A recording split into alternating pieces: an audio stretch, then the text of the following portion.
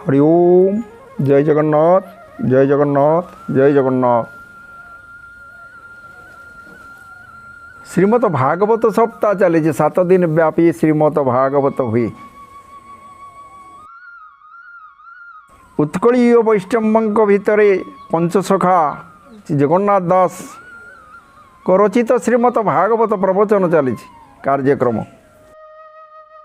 बहुत लोक भिड़ होती, बहुत लोग वृंदावन आसती प्रवचक वृंदावन शुणिक बहुत लोग आकृष्टित होती। गाँव सब लोग रुंड होती। जड़े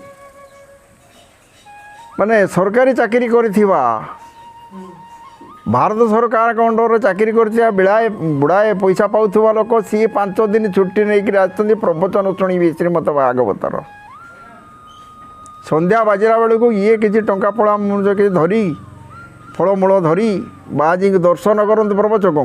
प्रवचक जड़े सन्त थे बाबाजी थे दर्शन कर आगे प्रणाम करती प्रवचन चालू हुई।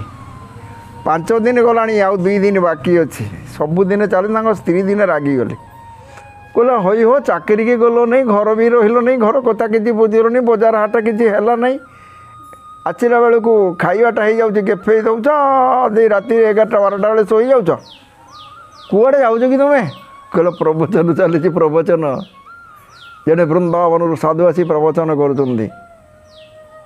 प्रवचन कर ये गाँव में सब स्त्री लोक मुझे पखाड़ कर दी कहल भल कर तुम्हें चल सांग कहला ना सांग नहीं घर किए नहीं जीव जिनस पत्र प्रवचन शुणु शुणु आम ये चोर को दे दौन कह माने कहला तुम्हें घरे रुह मुझे जाऊँगी शुणी।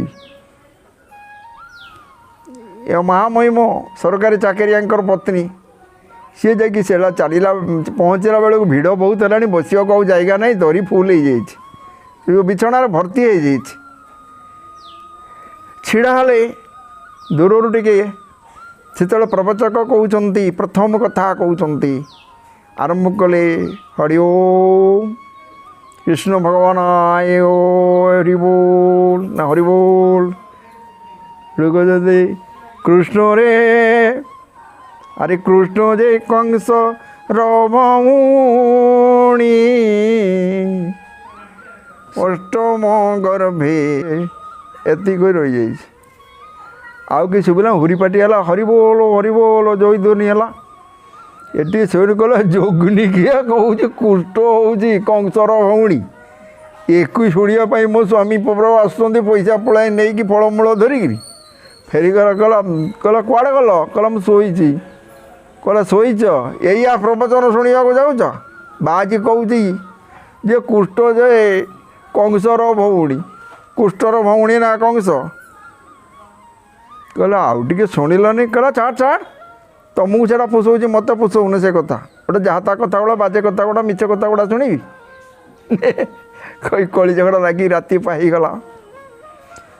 ये मनस्ताप पर ये विभोर हो जाते सन्थ को देखिक ये भक्त जनक ये सरकारी चाकरी कर व्यक्ति जनक जाकि कहले कहले प्रभु हे गुरुदेव आपण को मु गुरु करी गोटे कथा पचारि कहला कहून से दिन छेना पड़ाई आनी महात्मा प्रसाद पाइबापी छेना पड़ाई दे कि टंका सोना अर्पण कर कहे आपण को शिष्य हमें गोटे कथार कहला कौन कहला आपण मत भगवान को देखईदेवे आपण देखी भगवान को कहला बाया हलु कि मोर आसिक 70 टपिला मु खालीटार कौन वृंदावन से बसी ये ओडिशा तक दौड़िकी आई कहीं प्रवचन देवाक मु भगवान देखी परा कहला देखी कहला हाँ मोर जिते पैसा ने नियंतु आज्ञा मत टे खाली भगवान को देखे दिंतु आपड़ जहाँ कहे मुझे मानवी कहला ठीक अच्छे मो सागर जीवु मो प्रवचन सारे कहला आज्ञा आज्ञा।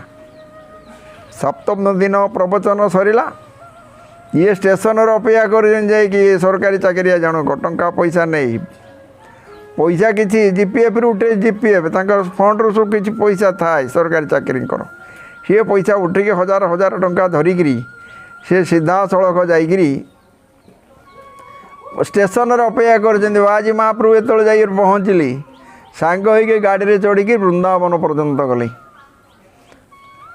सप्ताह गला मासेटे गला 2 ମାସ ଗଲା ଆଉ କେତେବେଳେ ସୁଯୋଗ ପାଇଗଲେ ସେଇ କଥାଟି କହୁଛନ୍ତି ଗୁରୁଦେବ ଭଗବାନଙ୍କୁ ପରା ଦେଖେଇବେ କହିଥିଲେ, କୃଷ୍ଣଙ୍କୁ ଦେଖେଇବେ କହିଥିଲେ, କହିଲେ ରମ ବେଳ ସକାଳେ ତରତର ହେଲେ କ'ଣ ହେବ? ଆରେ ଗୁରୁଙ୍କୁ ନମଣି ବନର ଗୁରୁ ହିଁ ସାକ୍ଷାତ ଈଶ୍ୱର। ଭଗବାନ କହିଛନ୍ତି କୃଷ୍ଣ, ଆରେ ଗୁରୁର ମଧ୍ୟ ମୁଇଁ ଥାଇ ଗୁରୁ ଯେ ଅନ୍ୟ କେହି ନାହିଁ। ଏଇ କଥା ମନେ ରଖିଥା। ରୋଷେଇବାସ କଲେ ଆଜ୍ଞା ଶିଷ୍ୟ ନା, ରୋଷେଇବାସ କଲେ, ଭିକ୍ଷାବୃତ୍ତି କଲେ, ବାଆଜୀଙ୍କ ସେବା କଲେ, ରାତିରେ ଗୋଡ଼କୁ ମୁଡ଼ିଲେ, ମାସ ଯାଇକି 2 ମାସ ଗଲା, 3 ମାସ ହେଇଗଲା। କହିଲା ଶୁଣୁ ତାନ ତୁ ଅତି ଆଖାପାଖା ଡାକ ନା। ସେ ଦିନଟା ପୂର୍ଣ୍ଣିମା ରାତି ଥିବ।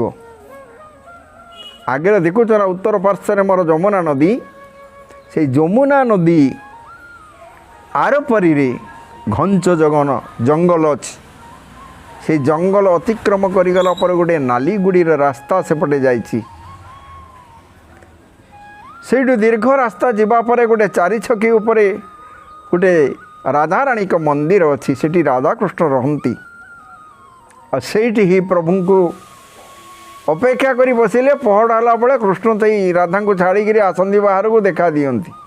ତ କ'ଣ ଏକା ଯାଇପାରିବି ଅଗନାଗନି ମନସ୍ତରୀ? ପୁଣି ଆଉ ଗୋଟେ ପୂର୍ଣ୍ଣିମା ଆସିଲା। ସେଦିନ ବି ସେ କଥା କହିଲେ ରହମା ଆଗ ପୂର୍ଣ୍ଣିମାକୁ ଦେଖିବା। ୟାର ମନର ଉଦ୍ବେଗ, ୟାର ମନର ଆତ୍ମବିଶ୍ୱାସ, ଭଗବତ ବିଶ୍ୱାସ ତାକୁ ଟାଣି ନେଲା, ଆକର୍ଷଣୀୟ କରିଲା ଭଗବାନଙ୍କ ପର୍ଯ୍ୟନ୍ତ।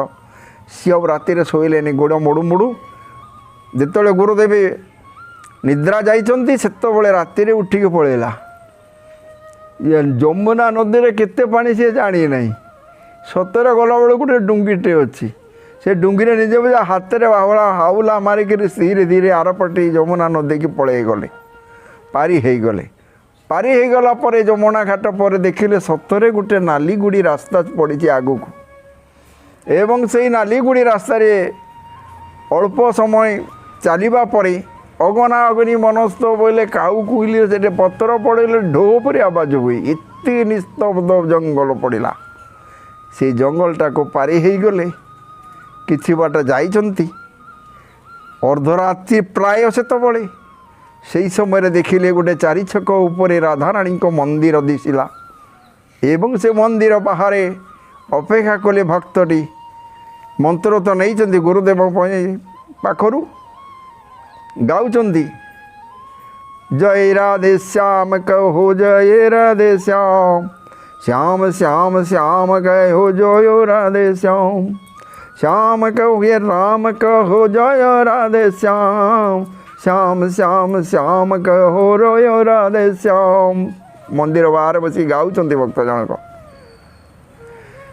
ପହଡ଼ ହେଇଗଲା, ସମସ୍ତେ ଚାଲିଗଲେ। ଇଏ ଆଉ କିନ୍ତୁ ଗଲେ ନାହିଁ। ସତରେ ବହୁତ ଲୋକ ଥିଲେ। ସଜ୍ଜନ କହିବା ବାହୁଲ୍ୟ। ଏ 22 ଜଣ ଅପାର୍ଥକ ହେଇଯାଇଥିଲେ ସେତେବେଳେ। ଆଉ ରୋଜଗାର କରିବାର ବାଟ ନଥିଲା। ଆଙ୍କର ଚାକିରି ଏବଂ ଆଙ୍କର ପଇସା, ଆଙ୍କର ସ୍ନେହ ଶ୍ରଦ୍ଧା ଭକ୍ତିର ଆବେଗକୁ ଲୋଭ କଲେ। ଚାହିଁଲେ ବହୁତ ମିଳିବ, ତେଣୁ ଆକୁ ହିଁ ନେଇଯିବି। ସେତେବେଳେ ନେଇଯାଇକି ଆକୁ ଭୁଲିବା ପାଇଁ ଚେଷ୍ଟା କଲେ ମଧ୍ୟ ଆଙ୍କର ମନର ଆବେଗ ତାଙ୍କୁ ରୋକିଲା ନେଇ। ସିଏ ତାଙ୍କୁ ନେଇ ଚାଲିଗଲା। ବୃନ୍ଦାବନ ପାରି ହେଇଗଲେ। ବୃନ୍ଦାବନରେ ପହଞ୍ଚିଲେ। ବୃନ୍ଦାବନରେ ନଦୀ ପାରି ହେଲେ। ଆଙ୍କର ଏଇ ଭଜନ ନିସ୍ତବ୍ଧ ରାତିକୁ ଜାଗୃତ କରି ବହୁତ ବାଟ ଆଗେଇ ଯାଉଥାଏ। କେହି କୁଆଡ଼େ ନାହାନ୍ତି। ଭକ୍ତ ଜଣକ ଅପେକ୍ଷା କରିଛନ୍ତି ଭଗବାନ କୃଷ୍ଣଙ୍କୁ ଦେଖା ଦର୍ଶନ କରିବି। ଭିତର ଜଣେ ଶ୍ୟାମଳ ଦୁର୍ବାଦଳ ଶ୍ୟାମଳ ରୂପରେ ମୟୂରଚନ୍ଦ୍ରିକା ଥିବା ମୁକୁଟ ବାନ୍ଧିକିରି ପଗଡ଼ି ବାନ୍ଧିକି ଭିତରୁ ଆଇଲେ ପୁଳାଏ ପ୍ରସାଦ ଧରିକିରି। କହିଲେ କିଏ ରେ? ଆରେ ରଜତ, ତୁ ଓଡ଼ିଶାରୁ ଚାଲି ଆଇଛୁ ମୋତେ ଦର୍ଶନ କରିବା ପାଇଁ? ନେ ରେ, ମୋ ପାଖରେ ଲାଗିଯାଇଥିବା ପ୍ରସାଦ ଗଣ୍ଡାକ ପାଇଦେ। କହିଲା ପ୍ରଭୁ ଆପଣ ଦର୍ଶନ ଦେଲେ ମୋ ଗୁରୁଙ୍କ କୃପାରୁ କହିକି ଦଣ୍ଡବତ କଲା। ଦଣ୍ଡବତ କଲା ଆଜ୍ଞା, ସାଷ୍ଟାଙ୍ଗ ପ୍ରଣିପାତ କଲା। ଇଏ କହିଲା ରେ ଭାଣ୍ଡୁଆ ପାଖରେ ପହଞ୍ଚିଛୁ ଭାଇ, ପଳାଇ ଯା। ଦର୍ଶନ ପାଇଲୁ ତୋ ଭକ୍ତି ବିଶ୍ୱାସରେ। बाबाजी तोते भूलुला तो धन को चाहिला तो चाकरी की चाहिला तो स्नेह भक्ति मई सेवाई सी ते आकृष्ट कर सुदूर ओडिशार तोते वृंदावन पर्यंत नहीं आसीला तोर भक्ति विश्वास रे मोर दर्शन पाइलु कहला आज्ञा से कथा कहतुनि गुरुदेव आपण दर्शन से कही कथा भारी सत्यवादी भारी निष्ठावान एवं तांकरी मु सुदूर ओडिशार आसिक वृंदावन रे आपण को देखा पाई पारे प्रभु यही मोर भाग्य ओह भाग्य कही सी देइथिबा प्रसाद रु पुड़ाए पाइले राति पाई पाई आसु सिंदूरा फाटिलाणी कौन सी मत नदी पारी होकर आसिक पहुँची गले से गुरु देखिले जे शिष्य नाई ये फूल तोली तुलसी तोली ठाकुर घर धोई कला पड़ेला उड़िया मार देकी मते आउ ये फेरबन निजे पूजापाई बनव जे आसी गुरुदेव कोई साष्टांग प्रणिपात जो पुड़ियाटर गला कौन रही कहला प्रभु देइचंती आपण दीटा प्रसाद कहला प्रभु देइचंती कौ प्रभु पागलाटा कि कहला कौटी कहला नदियार पटरे कहला नदियार पटरे कहला से नालीगुड़ी रास्ता ये जहाँ कही से कथा मन रखिंट कहला से नालीगुड़ी रास्ता गला पड़े चौछकी पड़ा राधाराणी का मंदिर थिला भजन कीर्तन होउथिला मते पुଳାଏ प्रश्न प्रसाद देले ए भगवान कृष्ण मते दर्शन देइचंदी प्रभु आपण पई पुଳାଏ आनिछि मु पुଳାଏ खाइछि कहला सेठी थुओ थुओ मु पूजा सारे जा गोड़ हाथ धोई आगे पूजा कर बुढ़ा टी निशमा कला माई देइथला मते रे आसीगला जा हौ बंचीगली मु हेठु चुप करी बाजी दीर्घ रेस्ट नेले विश्राम कले यही समय शिष्य जा पूजा पटल कर सारी प्रभुंकर कहला कौन कहतु तू आर पटू गलु कहला आज्ञा केमिति गलु ना नौका थिला आज्ञा नौकार आहुला करिके हाथ को बाइक गली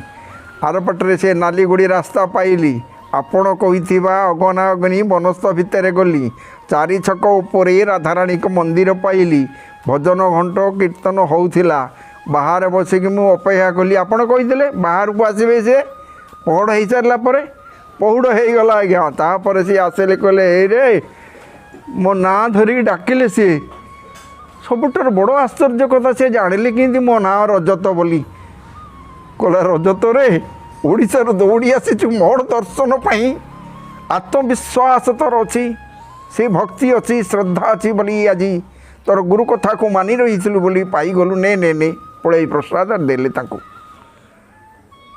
अच्छा ये प्रसाद मु न पाइक पाइबा कथा कही मुझे पाई नहीं आज्ञा प्रभु कथा मानि नहीं आपण दौड़ी आस नहीं आसती बोला कौटी थोड़ी से प्रसाद आणलु देखा पुଳାଏ ଜନ୍ଦା ସେଥିରେ ଅଛନ୍ତି जो पुड़िया प्रसाद आनी जो पुड़िया एका पतर ता भितर जंदा भर्ती हो जाते आज्ञा सांगे सांगे सी देले कहले रे मते भंडौचु वृंदावन में 70 वर्ष कटैलिनी कृष्ण को सांगे खेली बुली ताश खेली ये करुवा लोक ताकू तू कहू कृष्ण को देख पाइलु चलू काली सका जा कौट देखा पूर्णिमा दिन देखी आईलु कहले आपड़ जे कही बाट आज्ञा सब कथा तो सत मुझे सही बाटर गली से मुंडा जमती सेमती बाट कि ना जमुना कूल कहले आपड़ कही मिछ कही रे बार्धक्य मुझे सेवा पाइबी बोली सतरे तू प्रभु को प्रसाद आने देख देखा जंदा पुलाई से ठुगाले से ठुलारे मेचे जमा थिला शून्यवाणी हिला हे संथ विप्रपोषणी धृति क्षमा इति साधुंक महिमा ब्राह्मण पोषण करिवो ब्राह्मण विरोधी करिवो नाही किछि साधन भजन करछि ज्ञान आहरण करिवो जनतर कल्याण रे लगेइवो आ जेते बड़ शत्रु विपद रे पड़िथिले ताकू साहाय्य करिवो एईटा नीति तुमे से आदर्श रे निज को निज गढ़ से पिला को ता संसार को फेरई दियो जय जगन्नाथ से दिन रजत फेरी आसला किंतु कृष्ण को दर्शन पाइले गुरु कृपा तार आत्मविश्वास जय जगन्नाथ जय जगन्नाथ जय जगन्नाथ।